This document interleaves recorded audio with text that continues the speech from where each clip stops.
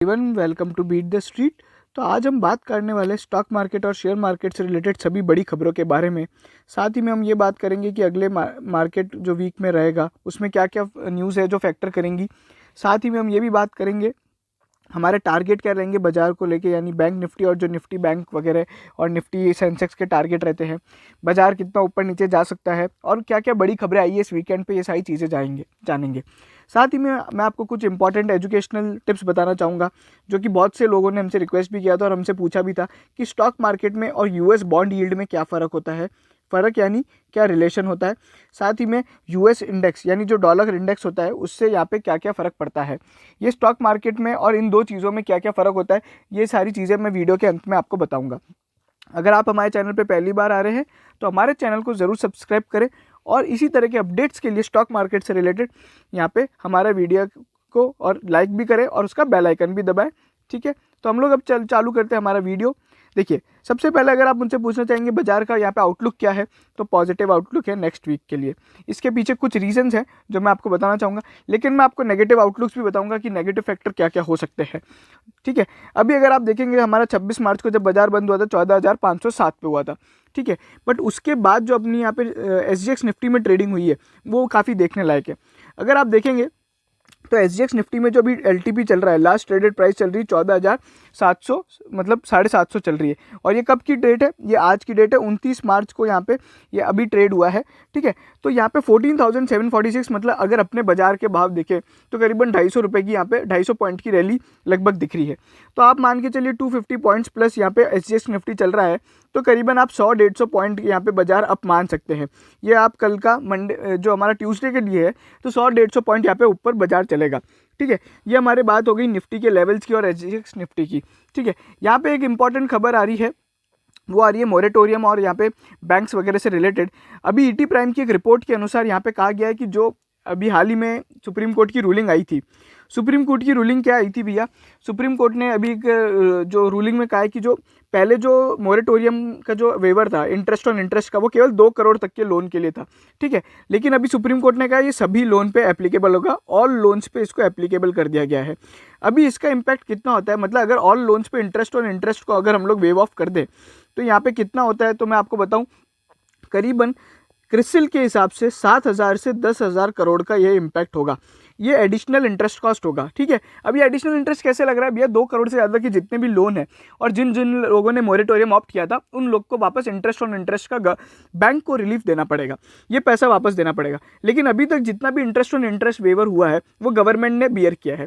ठीक है, लेकिन अभी ET प्राइम की एक रिपोर्ट के अनुसार कहा जा रहा है कि ये जो चीज़ है, ठीक है, ये जो वाला इंटरेस्ट है जो अभी सुप्रीम कोर्ट ने एक्सपेंड किया है, ये यहाँ पे गवर्नमेंट रेडी नहीं है बियर करने को, यानी ये सारी जो इम्पैक्ट है, ये अर्निंग्स का डेंट है, ये बैंक लेगी। अगर ऐसा होता है तो यहाँ पे बैंक निफ्टी के लिए और सभी बैंकों के लिए ये एक नेगेटिव खबर है। साथ ही में यहाँ पे हमारा जो IBC है वो चालू हो चुका है। ठीक है, अभी क्या होगा आपको नेक्स्ट वीक से यहाँ पे बहुत से नेक्स्ट क्वार्टर में बल्कि यहाँ पे बहुत सी कंपनीज IBC में जाती दिखाई देंगी, बैंकों को प्रोविजन वगैरह बढ़ाया जाएगा। साथ ही में NPA रिकॉग्निशन पे जो बैन था वो अब हटा दिया गया है, तो जो अभी 31 मार्च के जो क्वार्टर रिजल्ट आएंगे अपने, उसमें आपको NPA ज़्यादा दिखाई देंगे। लेकिन ये सारी चीज़ें जो NPA रिलेटेड है ये फैक्टर है, क्योंकि बैंकों ने परफॉर्मा NPA करके एक चीज़ डिक्लेयर करी थी जिसमें ये सारी चीज़ें बताई थी कि अगर सुप्रीम कोर्ट का बैन हटेगा तो हमारे NPAs कितने होंगे। लेकिन क्या होगा ना, अभी एक्चुअल पिक्चर अब सामने आएगी, बहुत सी चीज़ें होंगी और अभी जो second wave of corona virus चल रहा है उस कारण हो सकता है कि कुछ लोग जो NPA नहीं होने वाले थे अब हो जाएंगे। तो ये सारी चीज़ें हमें नेक्स्ट क्वार्टर में थोड़े बहुत NPA में राइज देखने को मिलेगा, प्रोविजनिंग वगैरह। और अगर ये इंटरेस्ट ऑन इंटरेस्ट का वेवर का यहाँ पे गवर्नमेंट से सपोर्ट नहीं मिलता है तो बैंकों के लिए थोड़ी नेगेटिव चीज़ है। ठीक है, तो ये खबर आई थी। उसी के अलावा अगर हम बात करते हैं यहाँ पे, अगर हम जानना चाहें स्विस कैनाल रिलेटेड क्या अपडेट है, स्विस कैनाल से रिलेटेड ये अपडेट है कि भैया वो शिप हिल चुका है, अभी शिप चालू हो चुका है, थोड़ा बहुत हिला है, थोड़ा बहुत मूवमेंट दिखाने लग गया, मतलब वो कुल मिला के अब वहाँ से वो जो ब्लॉकेज था कैनाल का वो हट चुका है। अब मैं ये आपको क्यों बता रहा हूँ, देखिए स्विस कैनाल से हर घंटे $400 मिलियन का नुकसान हो रहा था ग्लोबल ट्रेड में। ठीक है, इससे क्या होता है कि भाई अब ये जो ग्लोबल ट्रेड का नुकसान हो रहा था अब ये नहीं होगा। ठीक है, इम्पैक्ट कम हो गया है, तो ओवरऑल जो यहाँ पे मार्केट्स है, ग्लोबल मार्केट्स है, वहाँ पे एक पॉजिटिव आउटलुक दिखने को मिलेगा। इंडिया के लिए इंपॉर्टेंट इसलिए भी है क्योंकि ये जैसे ही कैनाल खुलेगी, ये ब्लॉकेज हटेगी, ये पूरी तरीके से चालू हो जाएगी, तो इंडिया का जो क्रूड इंपोर्ट है वो वापस चालू हो जाएगा, क्योंकि क्रूड अपने को इस रूट से आता था और इतने दिन से जब क्रूड नहीं आ रहा है तो इंडिया में जो क्रूड के प्राइसेस है वो बढ़ चुके हैं। क्रूड के प्राइस बढ़ते हैं तो आप देख लीजिए बहुत सारी इंडस्ट्री इफेक्ट होती है, पेट्रोल पंप पे डीजल वगैरह के भाव बढ़ जाते हैं, लॉजिस्टिक कॉस्ट इंक्रीज हो जाता है। साथ ही में केमिकल और ऑटो सेक्टर वाली जो कंपनियां हैं और यहाँ पे जो रिफाइनिंग कंपनीज हैं जैसे ONGC और रिलायंस वगैरह, तो इन सभी पे यहाँ पे क्रूड पे डिपेंडेंट होती है और बहुत सारा अपना इंडिया का बिजनेस क्रूड पे होता है, क्योंकि क्रूड एक बहुत इंपॉर्टेंट रॉ मटेरियल है। तो जो क्रूड में राइस देखने को मिल रहा था वो नहीं होगा। अब अगर हम बात कर रहे हैं क्रूड की, तो यहाँ पे एक रिपोर्ट के अनुसार कहा गया अगर डॉलर यहाँ पे जो क्रूड है वो $65 पर बैरल रहता है तो जो अरमाको रिलायंस की डील है वो होने के पूरे चांसेस है। ठीक है, अगर आप हमसे पूछना चाहते हैं अरमाको डील पे हमारी क्या राय है, तो देखिए डील होगी, लेकिन उसमें अभी थोड़ा बहुत टाइम लगेगा। हाल ही में अरमाको ने 44% का अपना यहाँ पर नेट प्रॉफिट में डिक्लाइन डिक्लेयर किया है, तो ये जो नेट प्रॉफिट का डिक्लाइन है ये डील में वापस प्रॉब्लम क्रिएट कर सकता है। बट जैसा अपना क्रूड बढ़ रहा है तो वो लग रहा है कि यहाँ पे जो क्रूड का आउटलुक है वो काफ़ी पॉजिटिव फ्रंट पे होगा, और जितना क्रूड बढ़ता है रिलायंस और अरमाको जैसी ऑयल कंपनीज को काफ़ी फायदा होता है। फ़ायदा कैसे होता है, उनके जो आउटपुट मटीरियल्स है, फिनिश गुड्स है, उनके भाव सारे क्रूड लिंक से होते हैं, तो जैसे ही उनके फिनिश गुड्स के भाव बढ़ेंगे यहाँ पे उनका प्रॉफिट मार्जिन बढ़ जाएगा। तो ये सारी चीज़ें हैं। ठीक है, अभी अगर हम बात करते हैं उसके अलावा और क्या क्या चीज़ें हैं, अगर हम निफ्टी के कुछ टेक्निकल लेवल्स की बात करते हैं तो अगर मैं आपको बताऊं टेक्निकल लेवल, तो सबसे पहले हम टेक्निकल लेवल्स की बात करें। अगर हम टेक्निकल लेवल की बात करते हैं तो टेक्निकली यहाँ पे जो सपोर्ट दिख रहा है वो 14,414 का दिख रहा है। ठीक है, डाउन साइड में। और अब वहीं पे अगर हम अपसाइड देखें तो एक मेजर जो पहले रेजिस्टेंस है वो 14,573 है। ठीक है, ये अगर क्रॉस करता है 573 तो 756 के यहाँ पे आपको टारगेट देखने को मिल सकते हैं। वहीं पे अगर हम बात करते हैं जो ओपन इंटरेस्ट है वो किधर डेवलप हो रहा है, पुट में अगर देखिए जो डाउन साइड की तरफ है तो 14,000 एक मेजर सपोर्ट है, उसके बाद 13,500 पे सबसे ज़्यादा ओपन इंटरेस्ट है पुट के केस में। वहीं पे अगर हम देखें कॉल ऑप्शन किधर बन रहा है तो सबसे ज़्यादा 15,000 है और फिर 16,000 है। तो ये सारी चीज़ें, तो अगर आप देखना चाहेंगे तो लगभग ओवरऑल जो मार्केट का व्यू है वो पॉजिटिव है।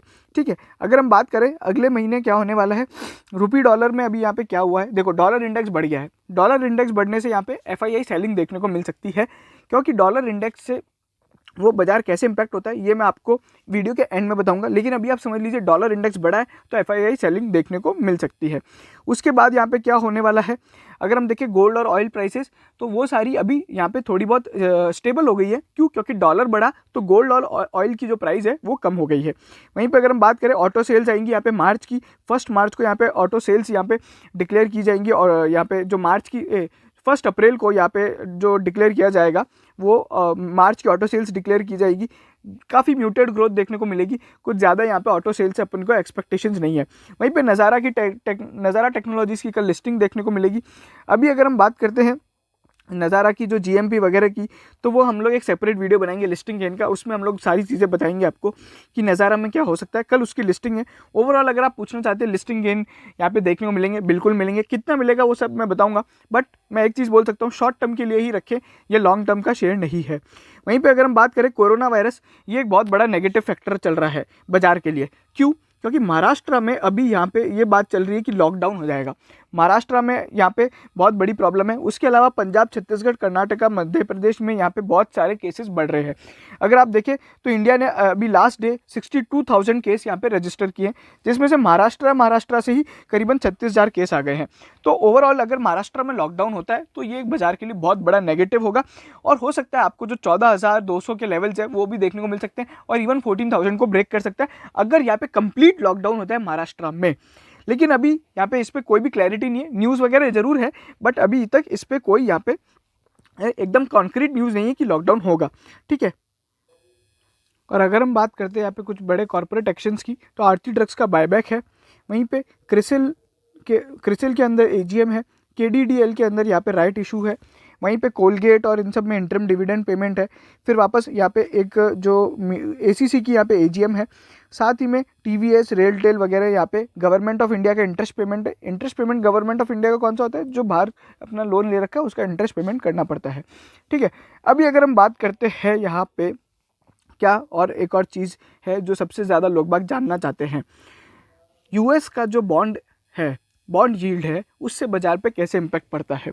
देखो, बॉन्ड यील्ड का मतलब होता है अगर आप यहाँ पे इंटरेस्ट अमाउंट को अगर आप बॉन्ड की प्राइस से डिवाइड करते हो तो यहाँ पे आपका बॉन्ड यील्ड आता है। ठीक है, तो ये आपकी बॉन्ड यील्ड बनती है। ठीक है, तो अभी बॉन्ड यील्ड कब बढ़ेगी? जब बॉन्ड का प्राइस गिर जाता है तो अपने आप बॉन्ड यील्ड बढ़ जाती है। अब बॉन्ड यील्ड जैसे ही बढ़ती है तो यहाँ पे ओवरऑल जो मार्केट रेट ऑफ इंटरेस्ट है वो महंगा हो जाता है, क्योंकि यील्ड ऑफ इंटरेस्ट बढ़ गया तो इंटरेस्ट रेट बढ़ जाएगी। अब इससे क्या क्या इंपैक्ट होता है? पहला, FII जो कि US के सबसे ज़्यादा है, उन लोग को जो 0% या मतलब 1-1.5% में जो यहाँ पे पहले मिल रहा था, 0 से 1% के बीच में यहाँ पे पैसा फंड्स मिल जाता था, अब उनको FIIs को वो बॉन्ड यील्ड के हिसाब से पैसा मिलता है। अगर बॉन्ड यील्ड बढ़ती है तो उनको इंटरेस्ट ज़्यादा देना पड़ेगा। अगर उनकी इंटरेस्ट कॉस्ट बढ़ती है तो उनकी फंडिंग कॉस्ट बढ़ रही है, तो वो लोग क्या करते हैं, पैसा बाजार से खींचना चालू कर देते हैं। क्यों? क्योंकि अगर 1-1.5% का ही गेन मिलता है उनको बाजार में, 1 या 2% का, तो उनको पोसाता नहीं, क्योंकि टैक्स वगैरह लगा के उनको यहाँ पे प्रॉब्लम हो जाती है। तो FII को जैसे ही कुछ चीज़ महंगी गिरने लग गई, उनका जो फंडिंग कॉस्ट है वो बढ़ गई, तो यहाँ पे FII सेलिंग करने लग जाते हैं। उसके अलावा एक और क्या इम्पैक्ट होता है बॉन्ड यील्ड से? जो बाकी कंपनीज है, वेदांता है या फिर जो बाहर की और बड़ी बड़ी कंपनीज है, वेदांता या जो भी बाहर से लोन उठाती है, जैसे अडानी ग्रीन ने अभी लोन उठाया, तो उनको भी यहाँ पे इंटरेस्ट कॉस्ट ज़्यादा बढ़ जाती है। क्यों? क्योंकि बाहर के लोन की इंटरेस्ट रेट बढ़ गई है। तो यहाँ पे बॉन्ड यील्ड से 2 फैक्टर होते हैं। ठीक है, अब अगर बॉन्ड यील्ड ज़्यादा हो गई तो यहाँ पे एक और क्या प्रॉब्लम हो जाती है कि जैसे ही बॉन्ड यील्ड ज़्यादा होती है ना, तो लोग बाग बॉन्ड में पैसा ज़्यादा लगाने लग जाते हैं। क्यों? क्योंकि मान लो अगर बॉन्ड यील्ड बढ़ गई, ठीक है, अगर 2% चली गई और आपको किसी भी स्टॉक में एक इंट्राडे में 1% का रिटर्न मिल रहा है, और अगर ये बॉन्ड यील्ड और बढ़ गई, 2.5 हो गई, तो अभी क्या होगा, आपको यहाँ पे क्या होने वाला है कि जो डिफरेंस होता है कि मैं बॉन्ड में पैसा लगाऊं तो मेरे को कितना मिलेगा और मैं स्टॉक में लगाऊं कितना मिलेगा, वो कम हो जाता है। तो लोग बाग क्या सोचते हैं, हम लोग स्टॉक में पैसा नहीं लगाते और हम लोग अब बॉन्ड में ही लगा लेते हैं। तो यहाँ पे क्या होता है, स्टॉक से बॉन्ड में थोड़ा बहुत ट्रांसफर देखने को मिलता है। वहीं पे यहाँ पे जो बैंक की जो कंपनीज है उनकी इंटरेस्ट कॉस्ट बढ़ने से उनकी अर्निंग्स पे इंपैक्ट होता है। तो ओवरऑल इन 3-4 तरीके से यहाँ पे स्टॉक मार्केट के लिए नेगेटिव है। अगर बॉन्ड यील्ड बढ़ता है, ठीक है, तो हमारा यहाँ पे स्टॉक मार्केट गिरेगा। इन्वर्सली रिलेशनल है, ठीक है ना। तो हमेशा याद रखिए, कभी भी आपको देखने को मिलता है बॉन्ड यील्ड बढ़ रही है तो आप मान लीजिए स्टॉक मार्केट के लिए नेगेटिव है, बॉन्ड यील्ड कम होती है तो स्टॉक मार्केट के लिए पॉजिटिव खबर है। सेम यहाँ पे जो रिलेशन है US बॉन्ड इंडेक्स से है। अभी US का जो डॉलर इंडेक्स है उससे क्या यहाँ पे इम्पैक्ट आता है, मैं आपको बता देता हूँ। जैसे US डॉलर का जो इंडेक्स है, मतलब डॉलर का अगर भाव बढ़ जाता है, ठीक है, अगर मान लीजिए अभी $1 का भाव 65 रुपये है, अगर यहाँ पे $1 का भाव यहाँ पे 70 रुपये हो जाता है, तो क्या होता है, FII को यहाँ पे उनको नुकसान हो जाता है। क्यों? क्योंकि जब वो लोग यहाँ पे बेचेंगे, पहले वो अगर 65 रुपये का स्टॉक बेचते थे तो यहाँ पे उनको $1 मिलता था, अब उनको 70 रुपये का स्टॉक बेचना पड़ेगा तो $1 मिलेगा। तो क्या होता है, जब भी डॉलर इंडेक्स गिरता है तो FII अपनी पोजीशन काट लेते हैं। पोजीशन इसलिए काटते हैं क्योंकि अगर और ज़्यादा डॉलर गिर गए, और ज़्यादा यहाँ पे रुपये गिर गया, तो यहाँ पे उनको जो और ज़्यादा स्टॉक बेचना पड़ेगा। ठीक है, 70 की जगह 75 हो गया तो यहाँ पे उनको नुकसान हो जाता है। तो अगर डॉलर बढ़ती है तो यहाँ पे FII अपना यहाँ पे माल बेचते हैं, वो अपने एग्जिस्टिंग इन्वेस्टमेंट को बेचते हैं। क्यों? क्योंकि उनको रुपी टर्म्स में जब वो बेचते हैं तो उनकी वैल्यूएशन कम हो जाती है, उनको इन द एंड जो डॉलर मिलती है वो कम मिलती है। ठीक है, अभी आप मेरे से एक और सवाल पूछना चाहेंगे कि भैया अगर डॉलर बढ़ जाती है तो उनको यहाँ पे जो पैसा लगाते हैं वो भी तो कम में मिल रहा है। मतलब अगर $1 की जगह है, जहाँ पहले 65 रुपये का स्टॉक खरीदना था, तो अब यहाँ पे 70 रुपये का मिल रहा है ना। देखो, इसके पीछे एक थ्योरी है। थ्योरी ये है कि FII के पास जो फंड है टू इन्वेस्ट वो बहुत कम है, लेकिन FII का जो पैसा लगा हुआ है इंडिया के मार्केट में वो बहुत ज़्यादा है।